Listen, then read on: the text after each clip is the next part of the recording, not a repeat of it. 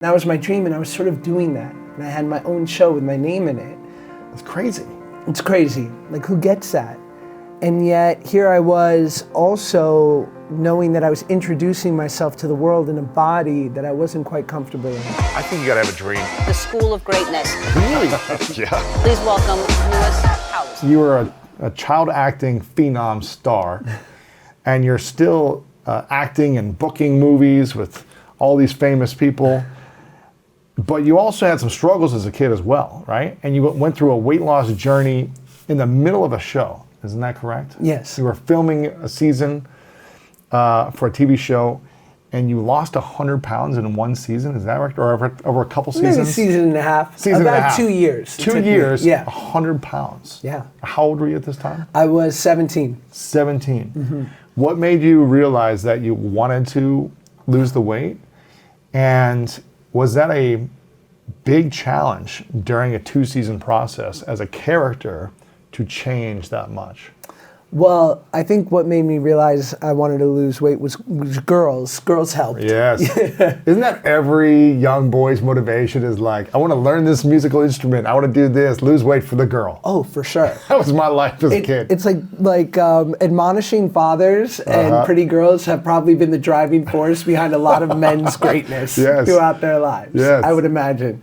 Was it one specific girl, or just the fact that the idea of like maybe being an actual teenager and going out on dates and going to parties, and because I was living sort of this dichotomy, whereas I was getting to do this incredibly cool job, one that I was so lucky to have, and like I dreamed of being an actor doing this kind of comedy. Like at 16, it wasn't about being on SNL, it was about being on All That, which was like the kids' version of SNL on Nickelodeon. And that was my dream, and I was sort of doing that. And I had my own show with my name in it. It's crazy. It's crazy. Like, who gets that?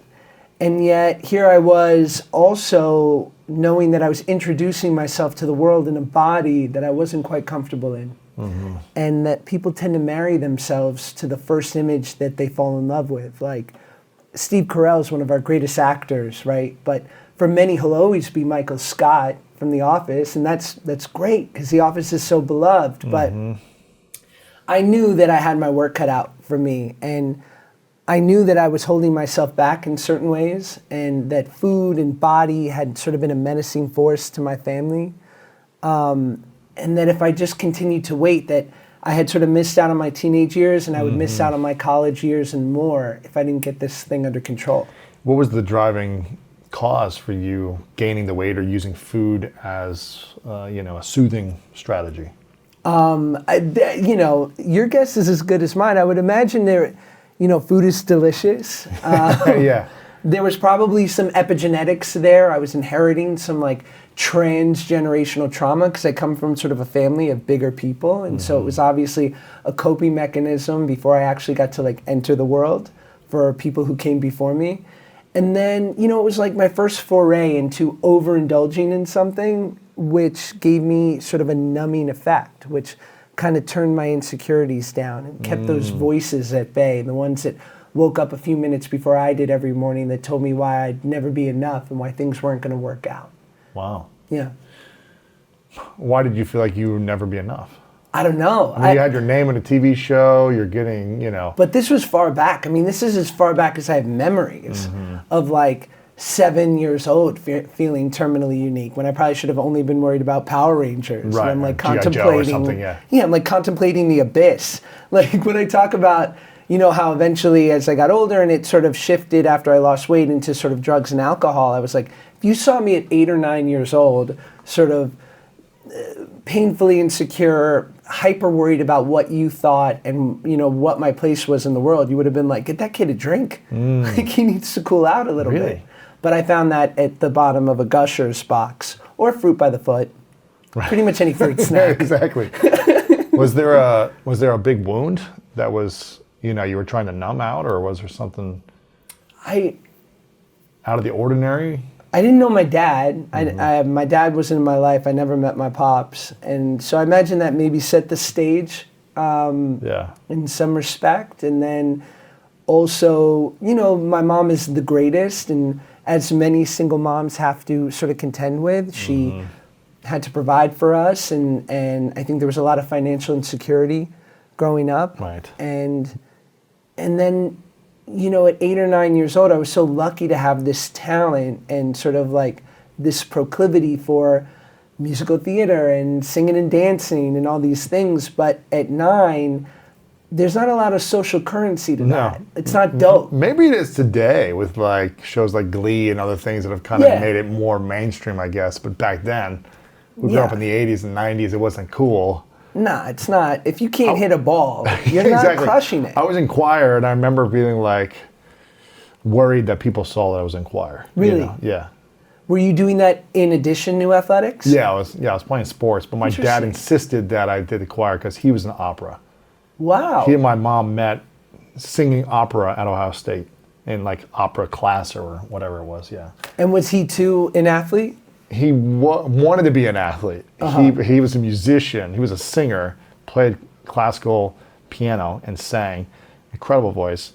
But he also played sports in high school, but he was never good enough to, I think, play in college. So your dad is me, and you're like what I do to my son, which is like, stop it. You're going for the sports, right? Yes. And then but if he ever gets like super adept, I'm gonna be like, but learn the piano. Exactly. I wish my dad sent me to one piano lesson, and I kicked and screamed, and I never went back. I wish I would have learned a musical instrument then. Oh yeah. Wish, man.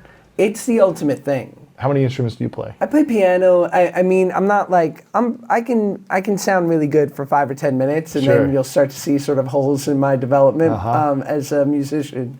But I mean, you don't ever want to be the guy who's like, oh, there happens to be a guitar here. Right. But it is like if you're around like a nice bonfire, it's powerful, perhaps. Man. Oh my gosh, it's that skill can bring people together. Like comedy, which I learned at an early age, but being a great musician, it's like a magic trick. Magic. And when you can do it well, people just want to see it again. Over and over, man. Mm-hmm. And it creates moments. It creates memories. Yeah. It creates magic, like you said. And I think when we can develop those skills, for me and as an early teen, it was like I need to become great at sports because I didn't have any other skills. I wasn't good in school. I didn't have the musical talent yet. And sports was the way to get the girl. But yours was losing weight, it sounds like. You had the comedy and the acting. Yes. Was that attracting you what you wanted in kind of relationships or with attention from girls at that point? Maybe, but I do remember one thing specifically. I don't know why this sticks out, that there was like this girl who was like totally adorable, and we were 15, and she just was like now in hindsight, I'm like, she was giving you all the signs, Peck. You were blind. But I was so wrapped up in self and insecurity that I was just like, who's this nice girl who always texts me? Or like, who's this nice girl who always offers me a ride home with her, from her mom when we're done hanging out at the mall with our group of friends. And I was totally oblivious. You didn't see the sign, yeah. No. Now, so you were what, 15 to 17 when you did the show? I was 14 and 19. 14 and 19 when you did the show. With your name in it, which is crazy. On Nickelodeon, is that right? Yes. Yes. And on a scale of 1 to 10, 10 being the happiest, most secure human you could have been, like self-love, all those things out of 10, 1 being you hated yourself. Where were you on that scale when you had your own show with your own name on it, on, I guess, the biggest kids network that there was at the time? Where were you on that scale? Oh, I mean, it depends on the day, right? Like, there were moments where I felt pretty content. I didn't love being so overweight, but otherwise, like, my life was really full. And despite sort of the challenges and the things that I've gone through, like, I've had some very baseline, like, human needs very much taken care of. My mom always gave me a deep sense of, like, love and decency and security. Even when we were, like, super financially secure, there'd be moments where we would, we wouldn't know where we were sleeping that night. And yet, like, I knew, I was like, well, Mom will figure it out, like, because she always does. So there were certainly, like, moments, snapshots throughout that time where if you asked me then, I'd be like, I'm at a 1. Like, I feel utterly hopeless and uncomfortable in this moment. But but I think you have to sort of, like, if I'm looking at it now, from my 35-year-old mind. If I look at the factors at bay, it was like, I don't want to say it was like shallow or artificial. It just was like, I don't know. I think you could look at a lot of teenagers and who have a very middle class, very, traditional family structure that at any given moment, if you zoomed in on their life, they'd be like, yeah, the world's ending, duh. Right. Like, I got a crappy grade, or she doesn't like me. All or teenagers, yeah. my mom won't let me have these dope jeans. I don't know what's cool now.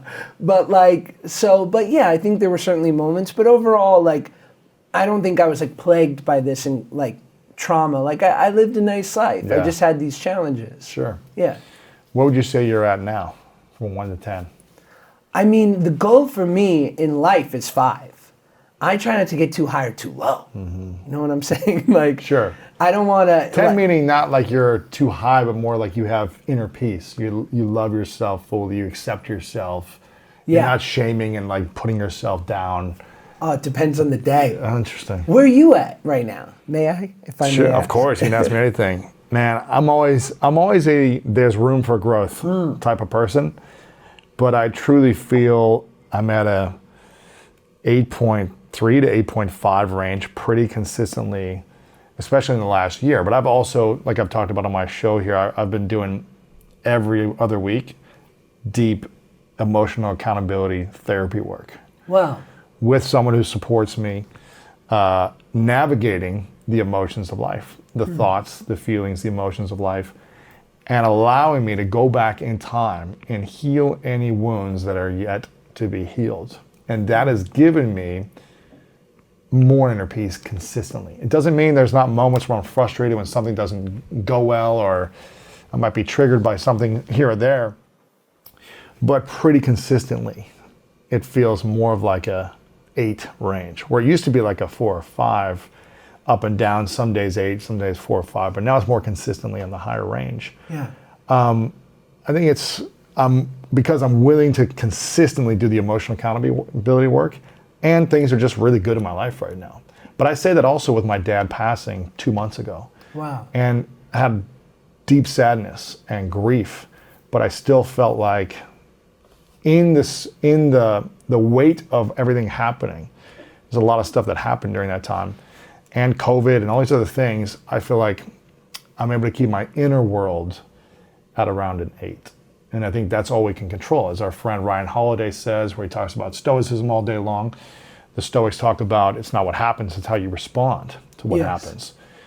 And so it's in a constant emotional accountability of responding moment by moment, which makes me feel like I'm more in the 8 range, which means I still have room to improve and grow, and doesn't mean tomorrow to get me off track potentially, but it's the consistency which has supported me. So yeah, my buddy always says, like, your life should be like the stock market, and that if on any given day it could have fallen 1,000 points or it could be skyrocketing, but if you look at it trending over time, it trends up. And I would certainly say that that's been my life for the last 15 years. that's great. And isn't it interesting too, to your point about like your reaction to things, how like and I think Ryan Holiday talks about this as well, is how little of a reaction is necessary for most things. Another friend of mine talks about everything in life is a neutral event. Yeah. Things are happening, it's neutral. It's how we interpret the event is based on whether we give it a lot of value or weight or stress or pleasure. It's our interpretation of the moment. I'm curious, when you had this, big success kind of into fame in your teen years with this show, how did you manage your mindset with the early success, where we see in the news kind of the younger actors who are rising to fame kind of had these breaking moments throughout history is what it seems like. How did you manage your mindset when all this success, money, and awareness about who you were came to light? Well, I think especially as it applies to sort of Drake and Josh, which was sort of the impetus of that, the silver lining to be overweight was that I never got too impressed with myself. So it was like constantly reminding me that yes, you get to do this very interesting, unique job, and yes, people are giving you a lot of compliments, and you're getting so much more sort of prestige and reinforcement than one human should ever have. And yet, because I was constantly sort of being ego deflated by how I wasn't enough. Looking in the mirror and seeing something you weren't happy with at the time, it sounds Totally. like. Yeah. So it was like, I never got too impressed with myself, luckily. That's good. In addition to, like, look, for every, Zendaya or even Shia LaBeouf, there are thousands of kids who perpetuate that sort of, I don't even want to call it a stereotype, because it's very true in many ways, right? We see these child actors who sort of have this crest and this apex moment, and then inevitably, like, for many of them, they crash and burn. And so I knew that informed the collective opinion. And I didn't want that to be me. You were aware of this at that time, when you were a teenager. Yeah, I was certainly aware of the stereotype, especially coming off of a kid's show, right? This is pre-social media. So you weren't on, if you're a kid on Stranger Things and it premieres Friday night, by Monday morning, you have 20 million followers on Instagram. Crazy. Overnight. And now, whether the show is, goes 10 seasons or not, you have these followers you can bring with you to your next project, or you can sell them something, or they're behind you. But you didn't have that in 2006. Right. So the moment the show was over, not only were you also facing a lot of, like, sort of preconceived notions of who kid stars were, but you didn't have that sort of value property that would sort of Follow travel with you. Interesting. So how did you navigate that? Where did your value, was it based on landing the next gig then, I guess?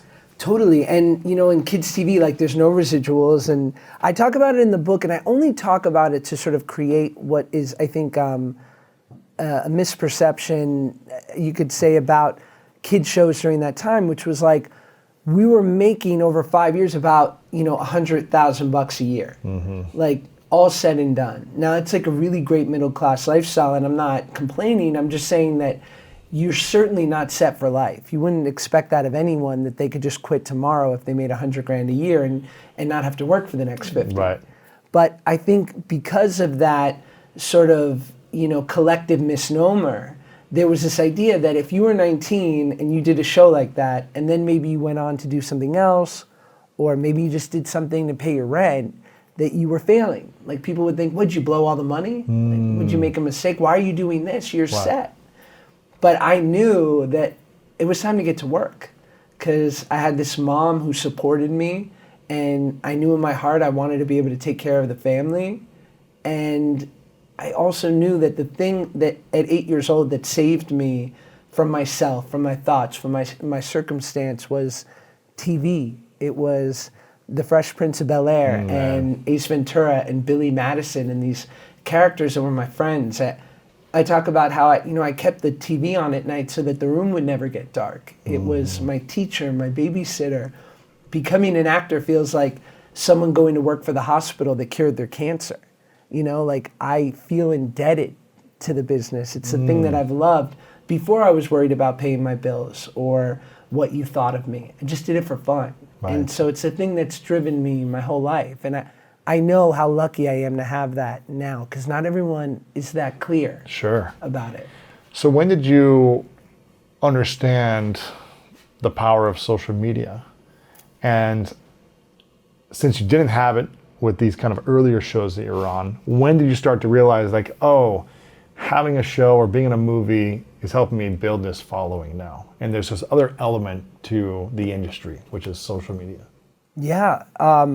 It was 2013, and I was lucky to sort of, we've been alive during the renaissance of social, or it's not a renaissance, it's a creation of social media, right? And how many different sort of advertising avenues have there been over the last 500 years? Like, it was print, and then radio, and then TV movies, billboards, and then and now it's it's the internet and social media. But that's like 6 over 500 years, and we're alive during the beginning of it.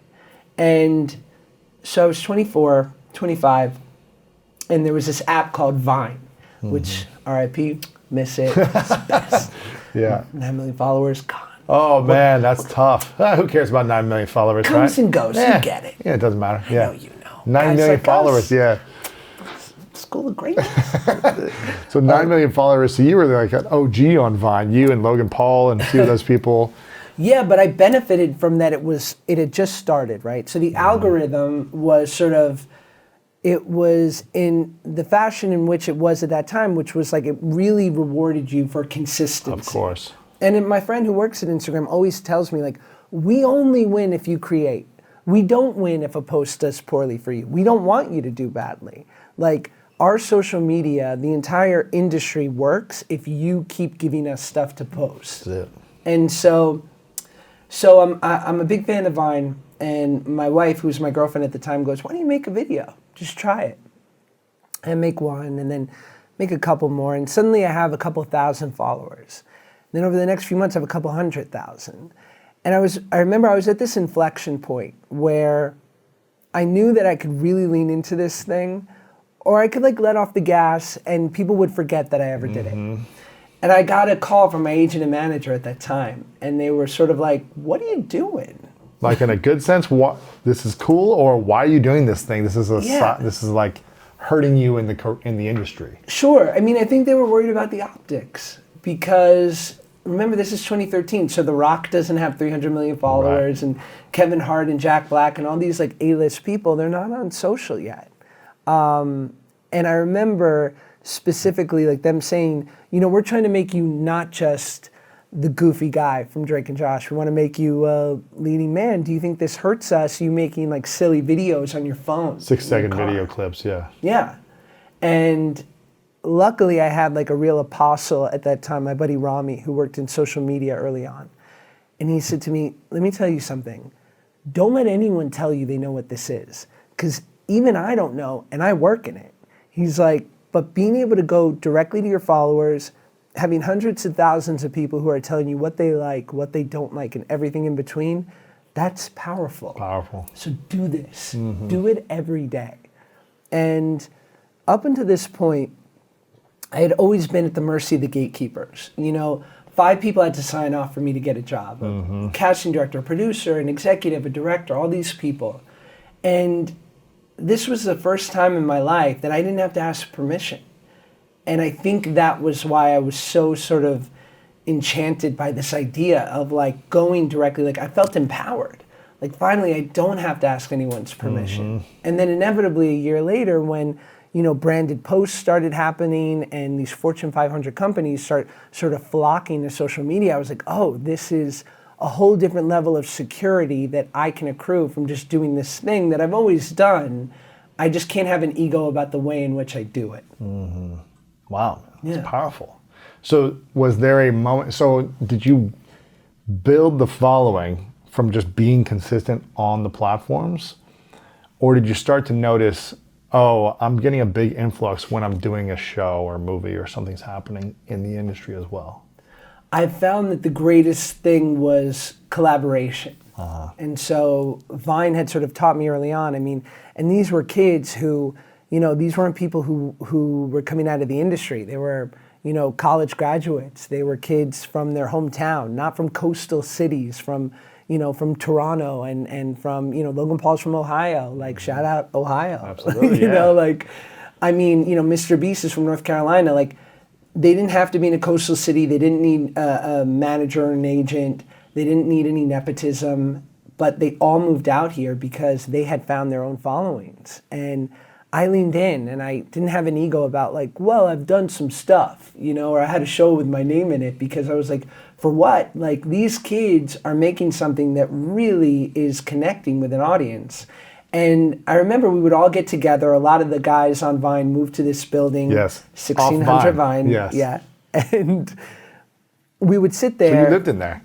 I didn't live there, but You would go there and collaborate? I would collaborate, and I just enjoyed creating. And, you know, I know a lot of people who got into the business where it's revealed over time that they liked acting, but they really were in it for the billboard. Right. Or for the fame, for the accomplishments, the notoriety. Yeah, the red carpet, you know. But like, I'm a drama geek. Sure. And And so this idea of we got to all sit around and come up with an idea, and then we'd pitch jokes, we'd top each other, we'd shoot it, and then we'd go on to the next person's video, felt better than sitting in my apartment questioning my value on this earth and wondering why my agent hasn't sent me an audition in 2 weeks. Sure. And that's why I really leaned in. It just felt warm. It felt like a warm place. Because it seems like there's, like you mentioned, the Stranger Things crew. It's like they were nobodies, and then that next week they all had like 6 million followers, right? Sure. Without creating content on social. Sure. So some people that build followings because they have a project that is known to the world, and then they draw that project, those followings over to their social. But you were known to the world, but you said, I'm just going to create this and build it from the platform. Yeah, you make a great point. I think certainly if you can, there are a few things a year like a Stranger Things that really triggers the zeitgeist. And I think also, kids at that age are on social media, so it's not far-fetched why they would get this huge following out of nowhere. Or if you have like great abs, you Right. get it, right? I don't. Right, yeah. I don't have abs. I don't think I've ever had abs. I've always thought, Really? like, yeah, they're semi there, but I've never been like shredded. Come on. Yeah. You need one good stomach flu. That's, You know what I mean? Just get rid of 15 pounds and get it out. Yeah. It's going to be washboard. But, so certainly there are those Yeah, of hacks or course. like just people that are very much sort of in the zeitgeist. They're in The cultural. Yeah, pop culture. But for me, I was sort of more creator focused. I was like, and I was lucky because I came from a super, broad comedic background that in some ways hurt me when I would try to go do more legitimate things or things that weren't that shticky and big. Right. But in creating a 6-second video, it was sort of the perfect formula. So I felt like I had good training to be effective in that format. Sure. Yeah. You mentioned also about how, food was something that I'd say you were, I guess, addicted to or indulged in, and it had an unhealthy relationship with, let's say, for a period of time. But then you lost the weight, and then you also talked about different drugs, alcohol. Isn't that right? That you leaned into some of the other substances, let's say, non-food substances. Yeah. Where do you feel like you're at now with food, substances, alcohol, and everything else? And how did you learn to get to a healthier place with all substances? Well, I'm 14 years sober, luckily, and it works really well for a guy like me. Sort of abstinence from, drugs and alcohol or anything like that. I do drink caffeine. Exactly. But I think the food thing is very interesting. I feel really lucky in that. I've seen my mom. I've sort of had a front row seat to people really struggle with, if your thing is food or sex or things that in theory, food certainly, but sex as well, like that is part of the human existence that you need. I imagine that is such a challenging thing to face, right? Because you're dosing out a little bit of this thing that can be pretty, haunting in the wrong dosages. But for me, so I was able to sort of like completely abstain from those major things. And then the food thing is the thing that I'm just thoughtful about. It's reassuring to know that I don't know if anyone isn't thinking about food. I think there's a very small percentage, but especially the people that are in incredible shape, I think they're probably thinking about it more than anyone wants to Obsessing admit. about it, yeah. Everyone is. Everyone's worried about it. And so I rarely wake up in the morning in the mood for a salad. But I've had enough data to support that if I eat that salad, I'll feel better than a lot of other things. And then sometimes I black out and eat like a bunch of White Castle hamburgers. Oh man, those are good. Wake up. You're from Ohio, man. Get White it. Castle. Yeah, it's Wendy's and White Castle. It's a good life. Sometimes you got to do that. I do it constantly. Exactly. But I also, I fell in love with working out and being active and just like the endorphins that come from, getting those sort of good chemicals going. And Absolutely. so I'm able to sort of even it out. But Sure. You might find me at the wrong time. You never know. 6 White Castle hamburgers. Yeah, Baskin Robbins. Oh, man. You're like, Josh, good to see you. I'm like, I'll act like we never met. Right. Please don't talk to me. I'm just eating my ice cream. Yes. Let me have this moment. What is the biggest misconception about fame you feel like people have? And what is the difference between TV/movie fame and social media fame? I think the difference between social media and traditional TV and movie fame, the difference is becoming more and more slight. And I think by the time my son is a teenager, he's 3 now, I don't know if there will be a separation, because inevitably, I'm not sure that the people that he watches on my iPad are any different than if we go watch, a movie in the theater. He might think Mr. Beast is more famous than, Probably. Jim Carrey or something, based on Yeah. he's probably going to be watching an iPad or an iPhone more than a big screen. Totally. Where when we grew up, it was like going to the big screen was a big deal. It was such an event. And they were big stars. But now you see, Mr. Beast or, I don't know, a Darman video with these, younger actors in his videos. You might think you're more connected to what you're seeing consistently, right? Totally. And I think, too, the way we saw with TV shows, when you let someone into your home and you watch something with your family, it's a very special relationship.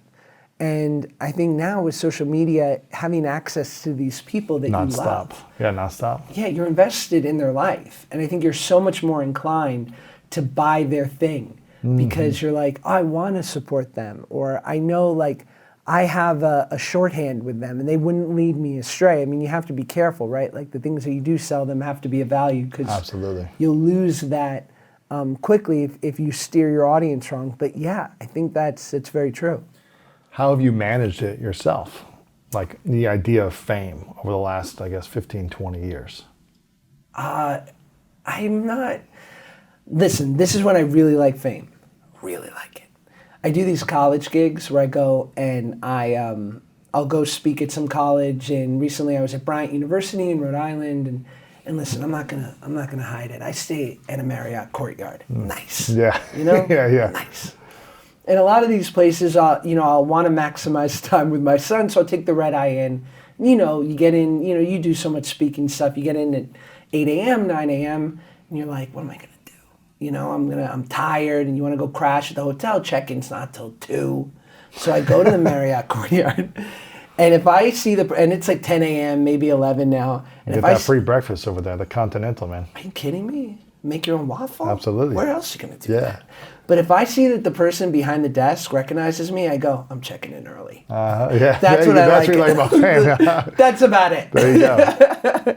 No, I mean, yeah, I don't know. I don't implicitly think about it a lot, except in where can I be useful. Writing this book, right? I wanted it to be a self-help book hiding as a memoir. And I realized that I love a good self-help book. And by that I mean I don't read them, but I put them on my bookshelf. Of course, yeah, you buy them. Yeah. I want you to think I read them. And sometimes I feel like self-help books or even memoirs can be written by people who feel like they're at the finish line and the people who have summited the peak. And so it can be hard to relate. But for me, I was like, wow, a lot of people grew up watching my show. And if I was saying to them, that time when you were watching me, where maybe you were assuming everything was perfect, I was actually going through this. Wow. That's special. So to me, it's okay, if I have this, specific thing that's unique to me, how can I sort of help people in a way and use that to their benefit, ideally, while enjoying the spoils of getting to check in at the Marriott Courtyard early. Exactly. Why are happy people annoying to you? Well, I think I made a snap judgment for a lot of my life, thinking that happy was this thing that was inherited by attractive people, the generationally wealthy, arena football players. Yeah. I was making $250 a week playing arena football. Watch out. Yo, how much smaller is the field in arena football? Half the size. Yeah, it's 50 yards and about 25 wide. But the athleticism is insane. And also, freaks. It's violent. Extremely violent. I mean, you're playing on concrete essentially with a little slab of carpet. You're getting hit by either a wall or the concrete every play, or another human being within no space to run around. So they're just smashing into you. So I played a quarterback in this movie Red Dawn, the remake of Red Dawn. Okay, it's one I'm pretty proud of. Yes. I'm not. And no, I could have been better. I'm sorry. It's a good movie. I wish I was better. And I'm playing. I'm 21, and I'm playing this quarterback, so I go to football camp for 2 weeks. Wow. And with a lot of former arena football guys, or current arena football players, some college athletes, and they were so lovely. And I remember we're going to show some plays to the producers, right? Like, this is what we've set up for a couple of the different takes in the movie. And I line up behind my center a guy named Reggie, who I'd been with for a week and a half. He was about 300 plus pound black guy, the best. Like a real center in life, yeah. Yeah, total center. And I yell hut, and then I realize that I'm now behind a 220 pound white guy named Mike. I lined up behind the wrong guy. Wow. On the first play, in front of the director, in front of the producers. No way. And I just was like, I give up. I give up with this role. I'll never be enough. And your brother-in-law's a quarterback, right? Yeah, my brother-in-law played for Fresno State, and my father-in-law played for the Jets. And but you didn't know them then? No, thank God. That would have been good to get the training, though. I think they've seen the movie. They don't bring it up at Thanksgiving. Thank God. Good. That's good. Something that you mentioned beforehand, which I thought was really inspiring, is that you've had this career as an actor very consistently since you were in your teens. You've built, 30 plus million followers on social media. You speak, you've got the book now. But what I heard you say before, which I think is really inspiring, is that your next chapter, you wanted to be about impacting people and service. That's what I heard you say before we jumped on the camera. Why is that something that excites you at this stage of your life? You know, being of service in a bigger way. I just think, I sort of know, I guess I've heard it said before, like, there's no true altruism because when you're doing something for someone else. Did you say that? You came up with No, that? I was just pointing back to yourself as it always makes you feel better. Exactly. Yeah, that's why I was pointing at me, saying it Totally. makes you feel better, yeah. I'll give you credit for it. No. But yeah, there's no true altruism just because it's this idea of like you're instantly repaid the moment you do it, especially if you don't get caught doing it. And try to do good things for other people and don't get caught doing it, I've heard. So yeah, like whether I believe it really deeply in my soul, which I believe I do, but I also know like it's kind of like the only free high in life. And it's the only way for me to pay back how utterly overpaid I am in my life. And, you know, again, like throughout my life and when even when we talk today, when people say like, what are your next goals or what's the rest of the year looking like or the next 5 years, it's like, you know, when I interviewed Neil Brennan for my podcast, Male Models, I interviewed him and he's a brilliant comedian, helped create the Chappelle Show, and I'll never forget what he said. He's like, you know, you'll probably get what you always wanted, just not in the ways you were expecting it. And then he said, actually, you'll probably get what you always wanted, but by the time you get it, you won't want it anymore. And I found that to be incredibly true. And so everything in my life, I could not have sort of expected it or set it up in the game plan, but it's been exactly what I needed at the right time. And I think that me using all of this goodwill that I've accrued to sort of help people is sort of like it's the only thing to do. Yeah. What's the thing you got that you really wanted that you realized when you got it wasn't all that after all? Oh man, that's such a great question. Is it landing some big show or getting, you know, some award or something that you thought was going to change the way you felt about yourself or give you something that you didn't have? I think I went 3 years really struggling. I was having a great sort of part of my life in social media and speaking gigs and writing this book for 3 years. But I was not really working as an actor. And that was so ego deflating. Really? It was this thing that I'd done since I was 9. And I'm like, and I'm dealing with this idea of like, but I'm taken care of and I feel like ungrateful to be pissed. And yet, like, there's this thing that my identity's wrapped up in it. And if I am not this, then what am I? And, you know, I would audition, I would get close to certain things. So I'm like, okay, like I'm in the ballpark, but it just wasn't connecting. And then I finally, once I had sort of let it all go, right, which people had told me my whole life, but it was like the destination without the directions, which was like, oh, when you stop caring, that's when you'll book the big job. I was like, well, that sounds great, but that's like a bumper sticker. Yeah. How do I do it? But I had to like really face that thing of like, can I be okay without the things that I thought would make me all better? Like, can I allow a good life to be the result of good living instead of like, but I need these trophies. Like, I swear to God, once I get this award, I'll be fine. Or once I have X in my bank account, then I'll be okay.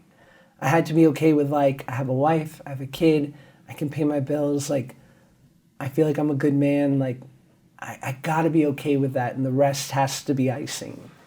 So I got a really great job. I became the lead in this Disney Plus TV show called Turner and Hooch, which is very canceled, but it was very good for the time we made it. And I loved doing it. But even in that moment, you know, I'm standing on set and I'm like, I miss my kid. You know, and I was like, if you had flashed forward or flashed back 6 months ago, I would have been like, to be the lead of some big fancy show would be the only thing I'd want in the world. And I loved every second of it, and I would have loved to keep doing it. But certainly in those moments, I'm like, well, there's always something. You know, you're always sort of, you're never all better. Yeah. Yeah. That's interesting, man. That's good perspective. Speaking of your kid, how old is your kid? He's 3. 3 years old. What has been the biggest lesson of fatherhood so far for you? Oh, boy.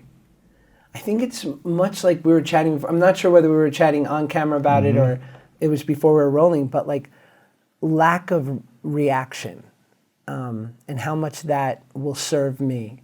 Not reacting to things. Yeah. Why is that? Because so much goes on in a given day with my 3-year-old son. And I would venture to guess most 3-year-olds, where you are so overwhelmed by this like joy and meaning and value as a human being, and then you feel utterly frustrated and hopeless because like, why doesn't this kid listen to me? Like, and you're like, oh yeah, he's 3. It would be ridiculous if he like bent to my will. Like, right. He's figuring out his place on this earth too, and he's pushing limits and trying things, and you know, and I've learned that from my wife. Really, like, I always imagined that I would like puff up on my kid and be like, here are the rules, and we're gonna be like, and I'm gonna teach you how to be a man. When in reality, like, it's about me being non-reactive and just, you know, gentle, you know, giving him gentle guidance about what's right and what's not. And obviously you still have like your bottom lines, like, hey, we're not gonna act like this, and if we do, we're gonna go into a timeout. But there's no need to sort of be... explode or react or something like that. And my wife leads by example in that way. That's beautiful. Yeah. What's the biggest lesson your father taught you by not being here? You know, there was sort of 2 things about my dad that I realized. One was this idea of, in my 20s, I would sort of have these relationships. Throughout my teens, it was initially with men in my life that I would turn men into these father figures without them knowing. These Like older male figures? Yeah. Like, and these sort of covert contracts that I would make with men that they had no idea about. Just like TV executives or managers or agents or... The doorman of my building. Interesting. Really? Just random guys that if they were nice to me or like, I just would put them on a pedestal and basically set them up to disappoint me. Of course. And it would just breed resentment. Uh-huh. And then eventually with women in my life, what I found was, you know, I'd get into these relationships, and like, you know, these are typical of the relationships you have in your early 20s. Like, it wasn't these super long-term things, but, you know, I would be dating someone and then there would be a natural conflict, as is just natural in relationships, especially early on. And I would just head for the hills. Oh, right. Because I wanted to, what I didn't know was that I was sort of perpetuating the bad behavior of my dad. Because what I was doing was I was saying, listen, he left, so obviously nothing is forever, right? Like, if 50% of your parental system can leave, well then, you know, there's a chance no one will stick around ever. So I'm okay.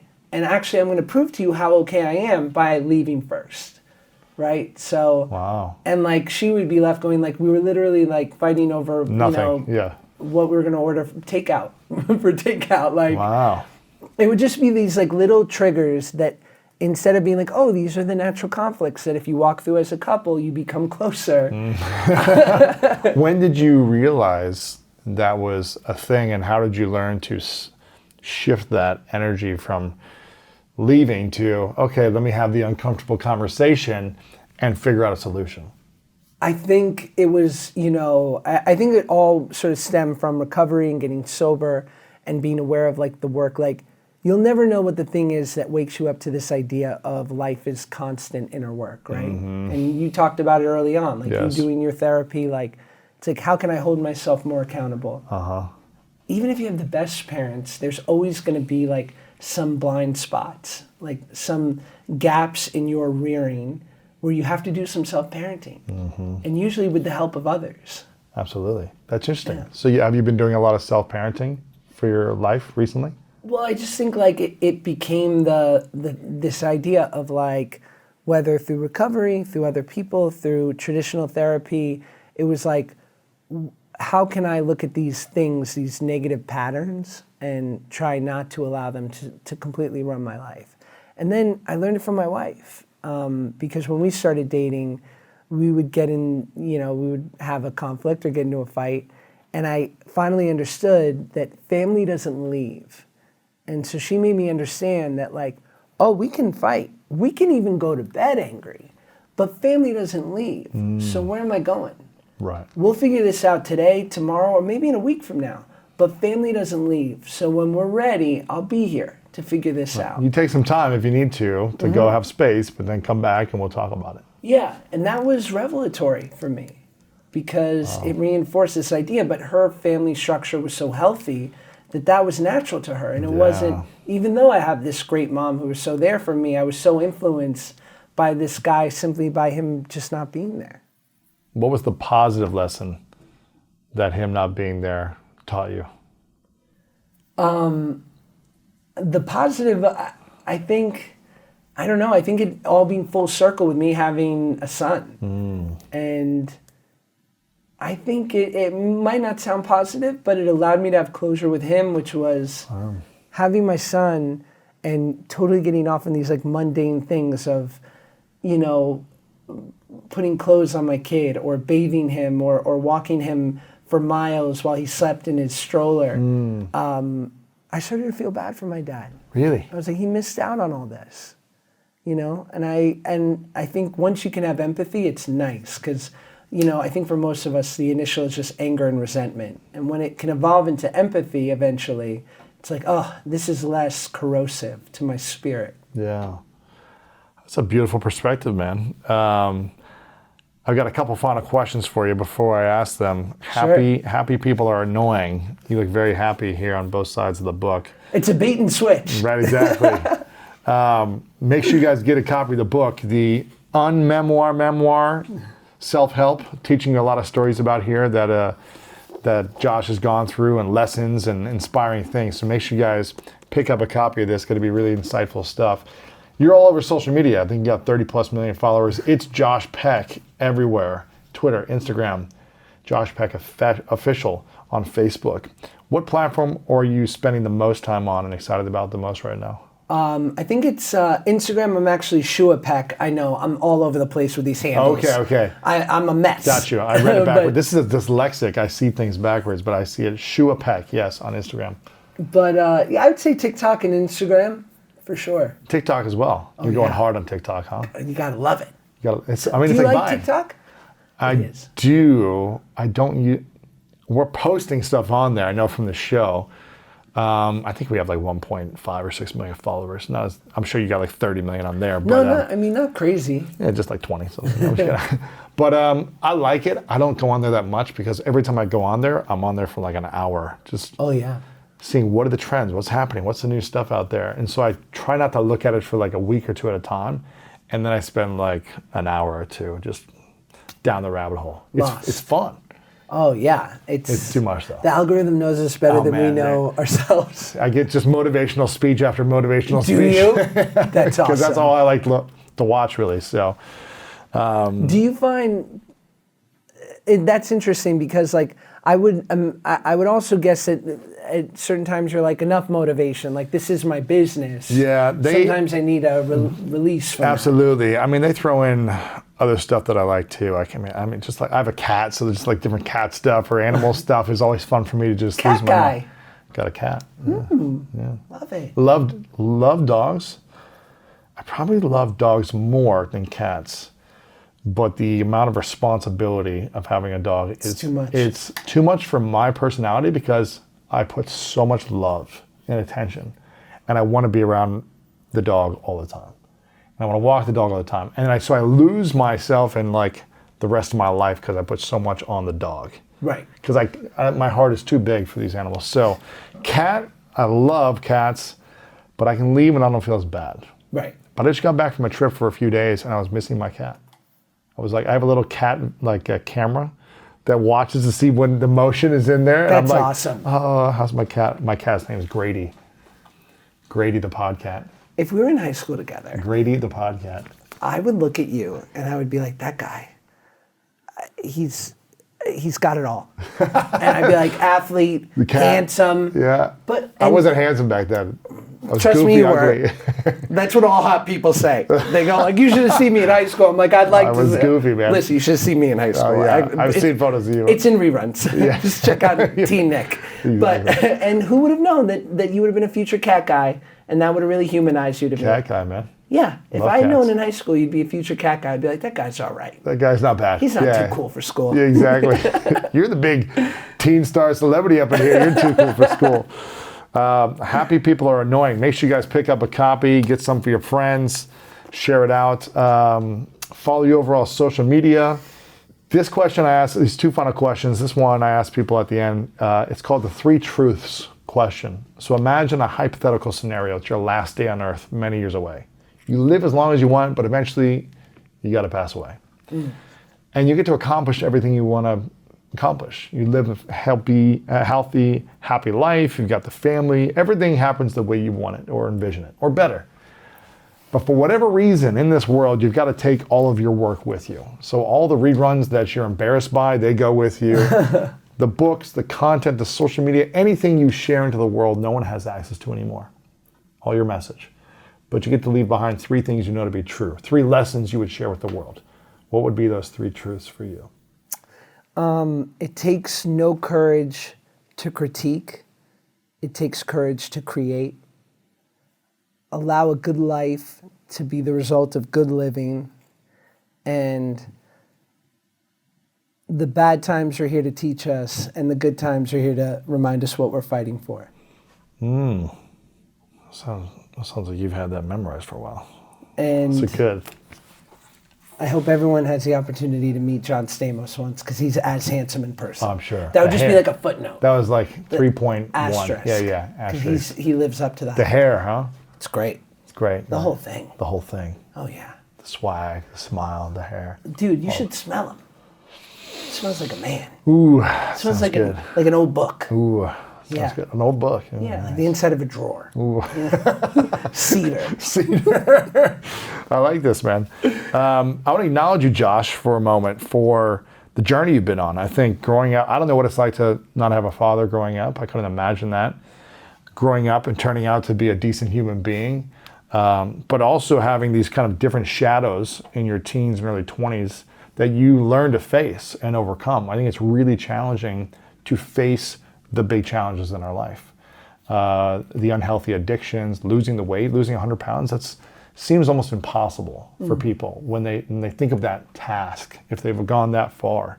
So to do that and overcome all the other challenges, and also overcome the fear of abandonment and not running away in intimacy and relationships. I think that's probably the thing I want to acknowledge you the most for diving into committed relationship, marriage, and not running away. I think it's a really beautiful journey that you've been on. I'm excited to see what you create in service with all this as a foundation moving forward. So I really acknowledge you for this, man. And excited to see what you build moving forward. My final question, what's your definition of greatness? Oh, man. Oh, God. Should have been more prepared for this one. What's my definition of greatness? It's how you affect others. Yeah. What you do with the great things that are given to you. There you I go. think. That's good. Josh, Dude, thanks, man. thank you, brother. Appreciate it, brother. I want you to stick around for some more powerful content that reminded me of this interview, and I know you're gonna love it. If there were 3 things that everyone could take away from the Stoics to improve the quality of their life right now, first, what would that be? I got some good ones. So one of the questions we ask ourselves when we're like afraid of something, when we're thinking about, we go, but what about me? Like, what would I do if, right? Like we're worried. And Marcus Aurelius goes, you'll meet that with the same weapons you've met all your other problems. So remembering that like, hey, you've been scared before and you're still here, right? So we often what our fear is really doing is underestimating or undercounting how good we actually are at what we do. Like you're not suddenly tomorrow going to be a helpless loser. You're the same person you are today. And what will you do? You'll figure it out. Just like if you quit your job, you'd be like, I'm quitting and I'm going to go find a new job. But if you got fired, that suddenly feels like disempowered, whereas the other one feels very empowered. So remembering what you're capable of, to me, is really important. Okay, that's one. Number 2, the Stoics say that we should always be training. So one of the reasons I think it's important to have like a physical practice, one of the reasons it's good to seek out adversity and difficulty is so when stuff happens, you're ready.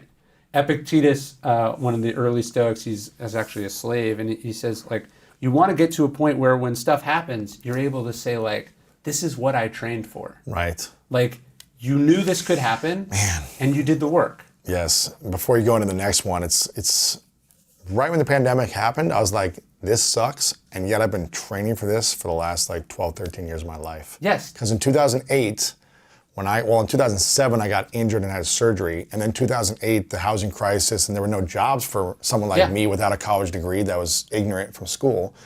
I was like, I better develop myself so that when this happens again in 5, 10, 20 years, I'm ready to take on any adversity. Yeah. Maybe it's not fun and it's still challenging, but I'm prepared and ready. And I spent 13 years training for that moment. And I felt a sense of, kind of weirdly, I felt a sense of peace that gave me the energy and the clarity to take action and shift where I needed to and lead from a place of courage as opposed to, and I wasn't perfect, but lead from a more calm, peaceful place as opposed to, frantic, fearful place. Well, look, preparation makes you brave, right? You prepared, so you were ready. And then I think also, because you remembered what you felt then, you were also in a position to lead and understand what people who were not as prepared needed to hear. Yeah, what they're experiencing. It sucks. Yeah. So you can have empathy like you talked about, you can connect with people in that way. Okay, so always be training, always be learning something new, training yourself physically, mentally, emotionally. And the third one would be this Stoic exercise of memento mori, which basically means remember you will die. I actually carry a coin in my pocket that says this. But I think when you realize like, hey, life is already short and fragile, like I don't need to, if I'm spending my time cowering in fear or worrying, I'm acting as if I have a certain power over things that I don't. There's this famous Stoic story where like the emperor sees this Stoic philosopher he hates, and he's like, I'm threatening you to or I'm sentencing you to death. And he's like, I was already sentenced to death.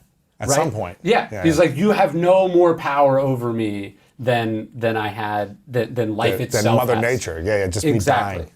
And so realizing that life is fragile. I think sometimes people can miss this. Like memento mori doesn't mean like, don't wear a motorcycle helmet or pretend the pandemic is not real. That's not what it's saying. But it's saying like, hey, focus on the parts of safety and concern that are in your control. But if you're wasting your time being afraid, that's something I thought a lot about in the pandemic. It's like, look, I don't know, especially early on, we don't know where this is going, don't know what it means, don't know what is ticking clock is in anyone's body, right? What pre-existing condition you might have or bad piece of luck you got. So you take it seriously, but within that, what are you doing with your time, right? Like, what are you going to spend your time on? So if you're spending that time worrying, stressing, watching the news all day, what you're actually doing is rejecting the life that you have in front of you in this moment. It's kind of like a longer eclipse.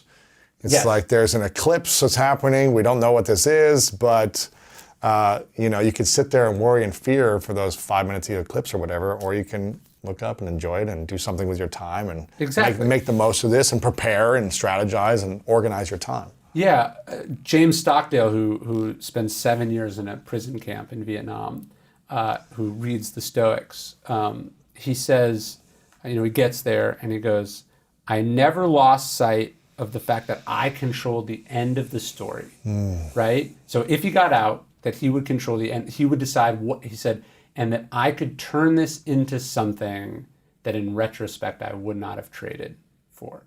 And Isn't that crazy? that's incredible. It's like Mandela as well. It's like, Yeah. 25 years or something? So I think it takes courage to say, Man.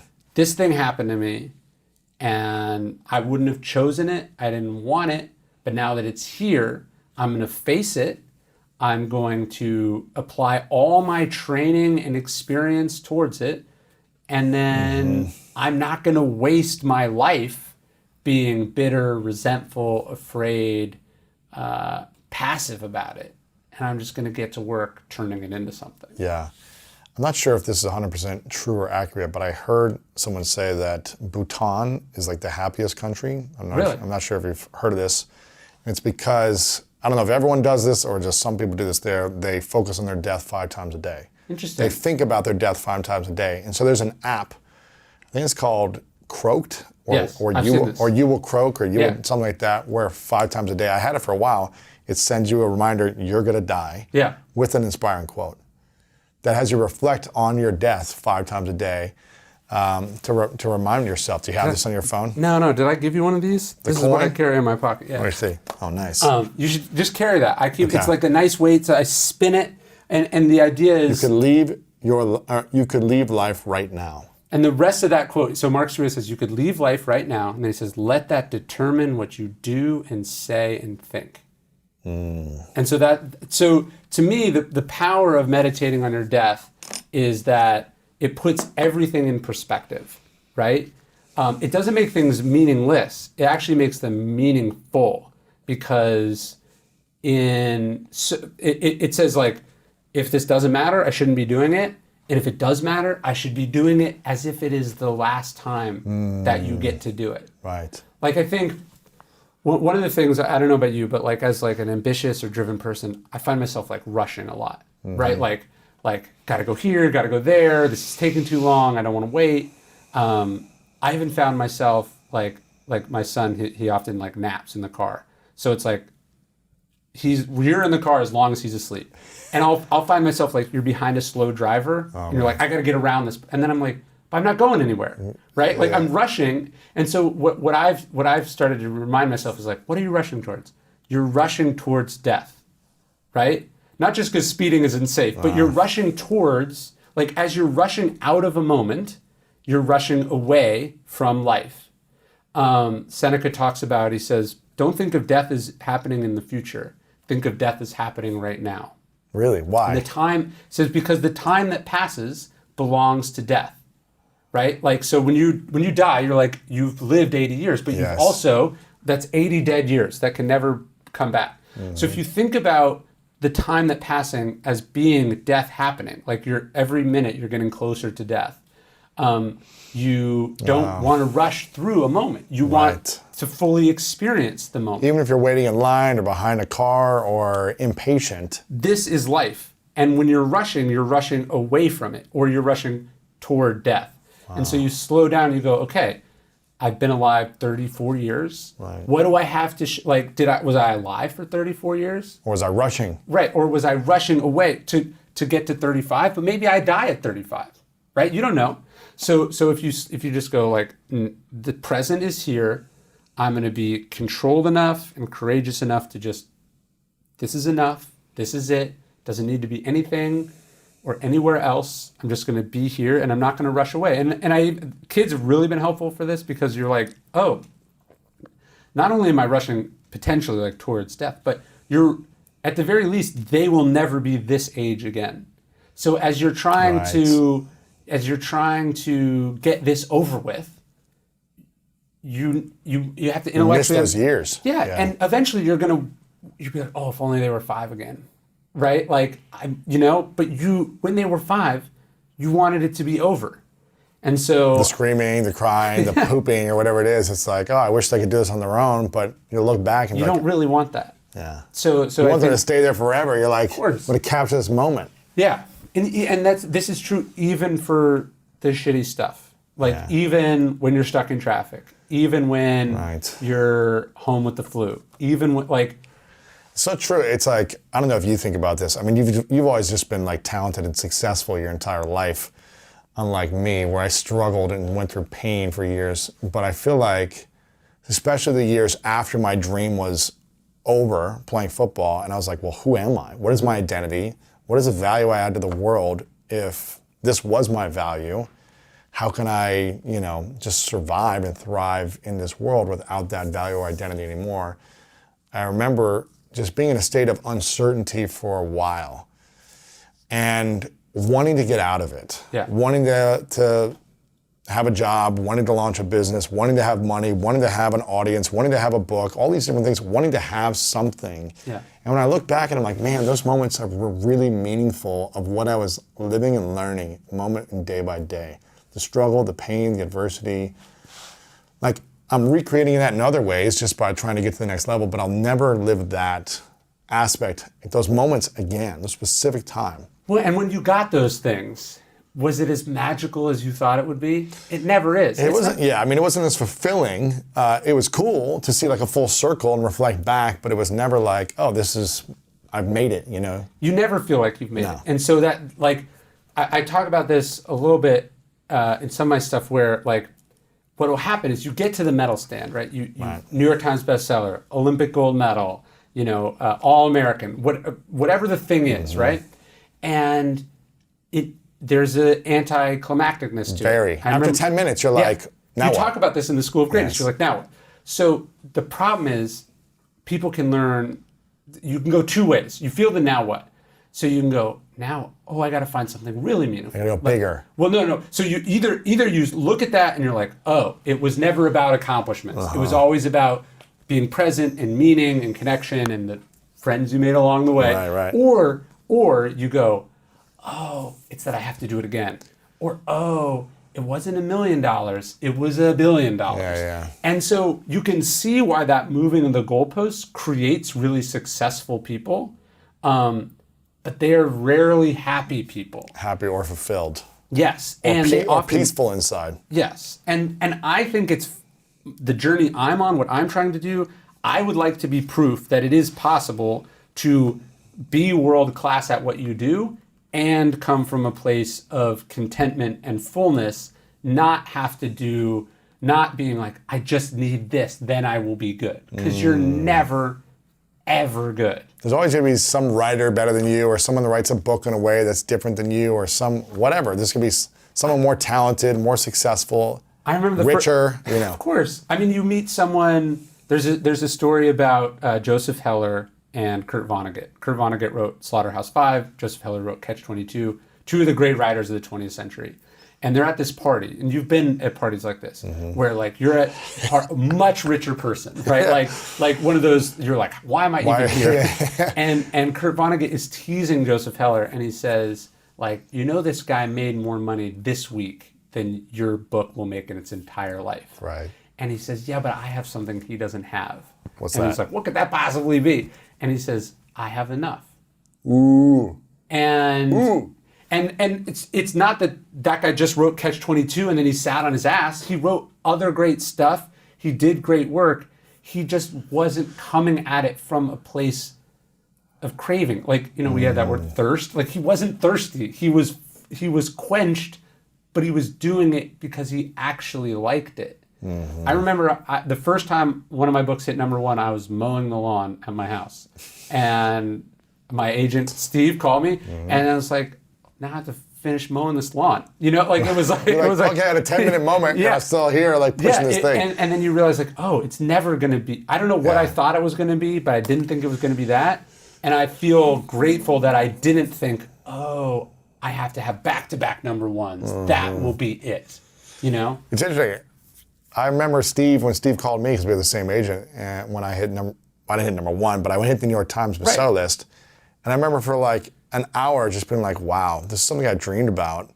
But then after an hour, like calling everyone and being like, congratulations, I was like, did anything change? Like nothing really changed. I accomplished a thing. Yeah, there wasn't like opening up the gates and money dropping down or people calling me. It's like a few people noticed and a few, okay, you do one post on Instagram and then people compliment and then people move on.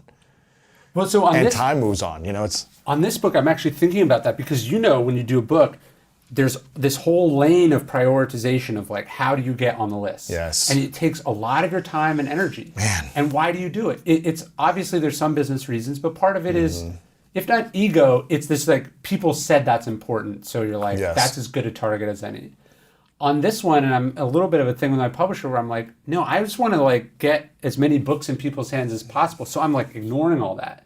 But there is a kind of a fear there because it's like, the one benefit of that strategy is that the success is clear and objective and recognizable by other people. Yes. So like the book's going to come out. I know it's doing well. I already know the track that it's on. But like, I'm not saying I'm going to get condolences, but there are people who are going to be like, oh, I guess it didn't work as well. Like, so it's kind of been like all your books. They like didn't hit right away. It's like 2 years later. Now it's number one. And it's crushing. Just the idea of like, hey, you have to determine what success is to you and to not base it on what other people like. That's so hard. That's courage. It's hard to do. I tell you what, for me, the last 2 years, I've been working on developing a new book, but I've also been like, gosh, do I do the traditional publisher thing? And I've been having these conversations, but I'm like, I just want to let that go and just write a good book that people are impacted by. Right. But it's like, oh, do you worry about the advance and what people are going to ask you about it, or do you not care about that at all? Yeah. Self-publish it and just try to help as many people as possible. Is there a balance? And literally, it has been holding me back until in the last like 6 weeks. For the last couple of years, I've been in this limbo. I think one, because I've been trying to like build my business and the pandemic and shifting, but this has been on my mind, this conversation for 2 years during all this. And it's not until now where I'm just like, okay, I need to get clear and I just need to take action and do it from the highest level place possible. Do things that are smart as well for business, but also just do what's going to help as many people. Well, it's a safety net, right? Yeah. To do it, to do the conventional, like this is how it's done, is safer. Because like then no one's going to be like, what an idiot. Right. Or like, oh, he's falling off the wagon. Yeah, he's a loser, it didn't work. He's on the decline. Yeah. And so the decision to like do stuff that you care about, that requires sort of like burning the boats behind you and just going like, I'm on this journey. And I think it's particularly hard in today's world where, there's view counts and likes. Like there's so much more public quantification of what's done. And like when I talk to sports teams, I sometimes say that I'm a little bit jealous. That it's like, it's obvious whether they're doing a good job or not. You're jealous? I love the clarity of sports, like lose. Win, loss, how track many points, and field, yes. stats. Did you get the height or not? Yes. But the reality is, in the world that the rest of us exist in, it's like a committee and how many people like it and who you're following. You're running your own race. Yeah. Like you have to decide what success is. I know. And that means criticizing yourself when you fall short of your own metrics, and it also means congratulating yourself on a success that perhaps other people don't recognize. Right.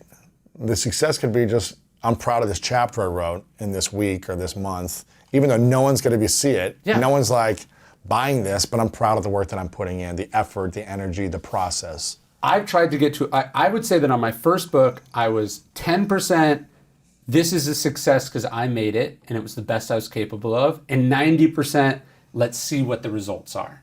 Like, let's see how it does. And I would like to think that as I've gone forward, that's slowly flipped, and that I'm now 90, it's already a success because it exists. Even if no one buys this, it's my best work. Yeah. And then 10% like bonus, like, hey, it worked, won awards, got recognition. But isn't it the, like we talked about in the beginning, there's kind of like 3 levels to like a book. There's the mastery of writing the book, which you've become one of the greatest writers of our time, in distilling wisdom, ancient wisdom, and creating practical examples on how you can actually do this for today's life. And millions of people have read your books. But you could master writing the book, but you also have to master doing the marketing and promotion and putting yourself out there and communicating it. And then master being patient. Of like, maybe you put out the great book and no one cared about it right now for a few years, but then you be patient and people start buying it. Well, I think you want to rank them. So the Stoics say that their first task in life, the most important task in life, is what is up to me and what is not up to me. Like separating things into the category of, is it in my control? Is it not in my control? So as I look at like any project or business or whatever, I prioritize based on like what's most in my control to what's least in my control. So like the first mastery of the thing itself, like is it the best album, the best video, the best, live event it could possibly be? You have as much control over that as you're gonna have of anything, because that's yours. So like there you have the ability to get most of the win before it's even out. Then marketing and promotion and communicating and talking about it, that's like more something you have influence over as opposed to something you control, right? Because it's like what's happening in the world, like how on point or trend is your thing, but it's also, are you willing to put in the time? Are you willing to, so many people just think they're better than that, and so they don't do it.